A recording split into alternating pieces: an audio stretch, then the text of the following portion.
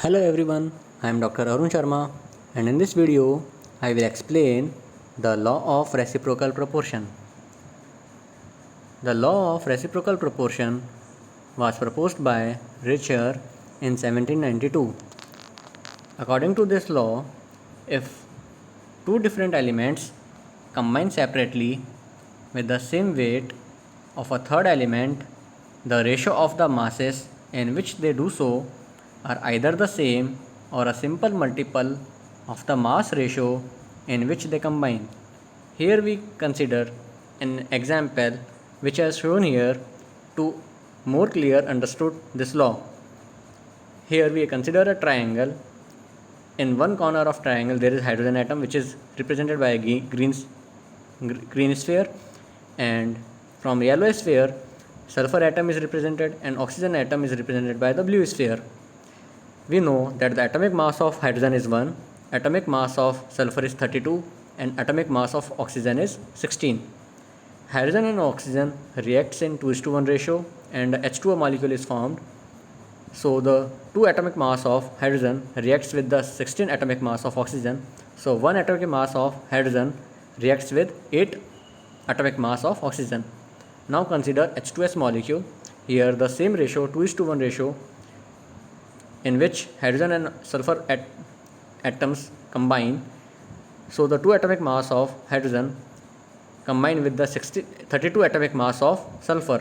So 1 atomic mass of hydrogen will combine with 16 atomic mass of sulfur.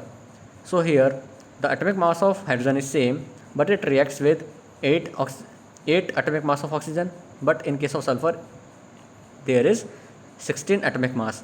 So when you multiply the atomic mass of oxygen with 2, so you get the same number of sulfur. So in case of sulfur dioxide, sulfur and oxygen reacts in 1:2 ratio, and here 32 atomic mass of sulfur reacts with the same number, that is 16 into 2, and you get the answer 32. So 32 atomic mass of sulfur reacts with the same 32 atomic mass of oxygen. So the ratio will be the simple, that is 1:1. Now we will consider one more example to illustrate this law of reciprocal proportion. In this numerical, it is illustrated that the data has been given for the potassium chloride that contains 52% of potassium, and potassium iodide contains 23.6% of potassium, and iodine monochloride contains 78.2% of iodine. Now come to the solution. In potassium chloride, mass of potassium is 52.0 gram as given in the numerical. In case of mass of chloride, that is can be calculated because the terms are given in percentage. So we will get the mass of chlorine when you subtract the mass of potassium by 100. So 100 minus 52.0, that you will get 48.0 grams. In case of potassium chloride, mass of potassium is 23.6 grams. So mass of iodine will be 100 minus 23.6, so we will get 76.4 grams. Now let us fix the mass of potassium to be 1 grams.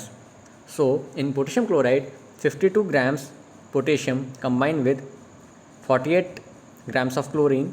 So 1 gram of potassium combined with 0.92 grams of chlorine, because there will be the ratio for when you consider about the 1 unit. So you will divide 48 by 52 according to this values, so you will get the 0.92 grams. In case of potassium chloride iodide, 23.6 grams of potassium combined with 76.4 grams of iodine. So 1 gram of potassium will combine with 76 upon 0.4 divided by 23.6, that is 3.24 grams of iodine. So the ratio of masses of chlorine and iodine which combines with the fixed mass of potassium. As we have seen earlier, there will be fixed mass of hydrogen. Now in this case there will be fixed mass of potassium, that is 1 gram.